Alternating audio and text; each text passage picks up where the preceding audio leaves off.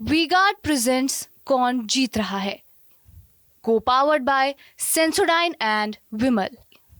बोलो जुबां केसरी।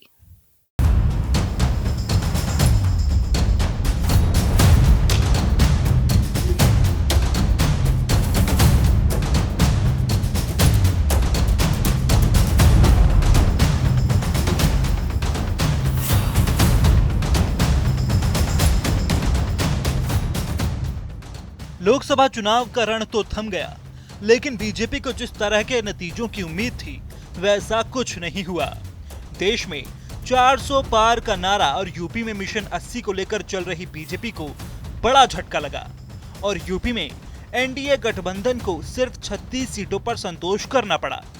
अब केंद्र में प्रधानमंत्री नरेंद्र मोदी तीसरी बार शपथ तो जरूर लेने जा रहे हैं, लेकिन यूपी में जो चोट बीजेपी को लगी है उसके जख्म इतनी आसानी से भरने वाले नहीं हैं।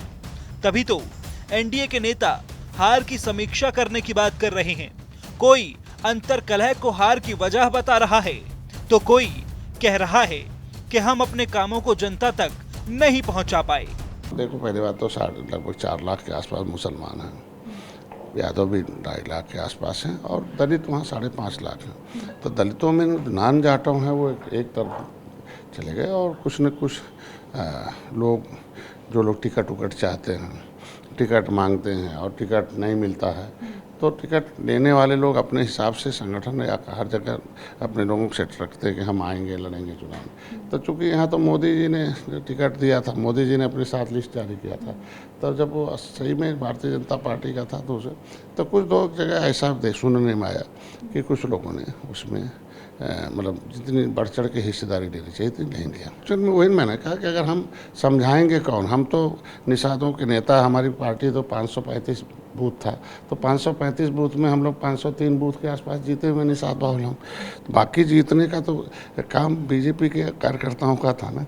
संजय निषाद हों या ओपी राजभर, दोनों के ही बेटों ने लोकसभा चुनाव तो लड़ा था, लेकिन इंडिया गठबंधन के सामने करारी शिकस्त का सामना करना पड़ा। यहाँ तक कि ओपी राजभर तो घोसी की हार के सवालों पर ये कहते नजर आते हैं कि 99 सीटें जीतने वाली पार्टी जश्न मना रही है।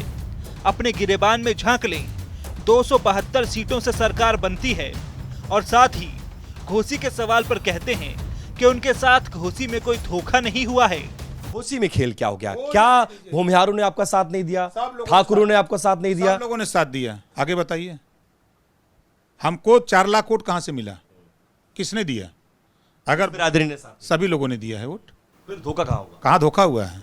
1.5 लाख वोटों से हार गया। 4% वोट की जो पिछले चुनाव से इस बार मार्जिन कम हुई है, उसके हिसाब से जोड़ डालिए जो हम लोगों के पास वोट है। बसपा का रिजल्ट देखिए, बसपा कहाँ खड़ी हो गई है। आप तो बहुत कैलकुलेटेड थे। आप ये कहते थे हम जहां जाते हैं सरकार बना देते हैं। अखिलेश यादव को भी आपने यही वादा किया था।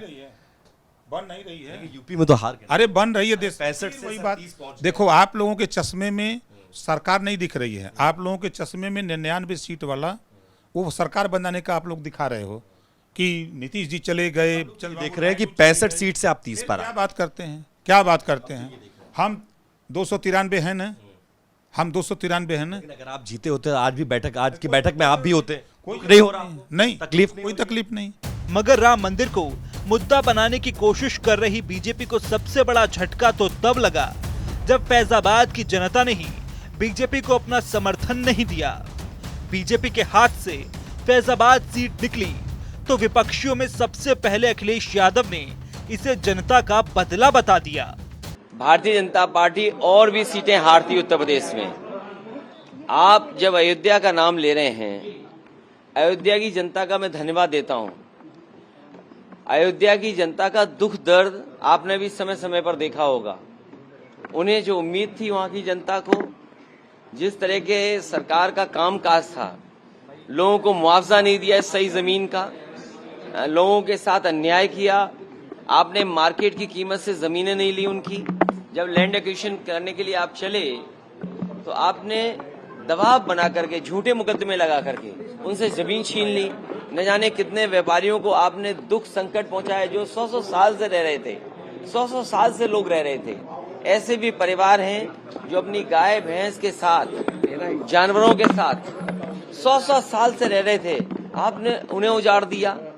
तो वहीं सपा के टिकट पर चुनाव जीते अवधेश प्रसाद ये कहते हुए नजर आ रहे हैं कि बीजेपी ने भगवान राम के नाम पर देश को ठगा है। राम को लाने वाले ये लोग नहीं हैं। ये राम को लाए हैं, ये तो राम को लाने वाले नहीं हैं, राम के नाम पे व्यापार करने वाले लोग हैं। ये पोल पट्टी सब खुल गई, ये तो खुद राम बन रहे थे। प्रधानमंत्री खुद यहाँ से लड़ना चाहते थे, रोड शो भी किया, लेकिन तमाम रिपोर्ट जो इनको जाती है खुफिया, ये रिपोर्ट में गई कि विपक्ष का उम्मीदवार जो है जमीनी है, ईमानदार है, लोकप्रिय है, ये सीट सिक्योर नहीं है, इसलिए पैर इन्होंने पिछाड़ लिया। हालांकि अब यूपी बीजेपी में बैठकों का दौर जारी है। जरूरी सीटों पर हार की समीक्षा की जा रही है। अधिकारियों से लेकर पार्टी के पदाधिकारियों तक के साथ चिंतन मंथन किया जा रहा है। लेकिन अब पछताए क्या हो जब चिड़िया चुग गई खेत। माना जा रहा है कि पीएम मोदी के शपथ ग्रहण समारोह के बाद पार्टी में बड़े बदलाव किए जा सकते हैं। लेकिन सवाल यही है कि आखिर वो क्या कमियां रहीं जिससे बीजेपी को इतनी सीटों पर हार का सामना करना पड़ा।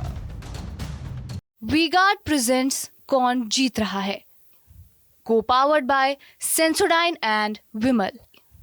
बोलो जुबां केसरी।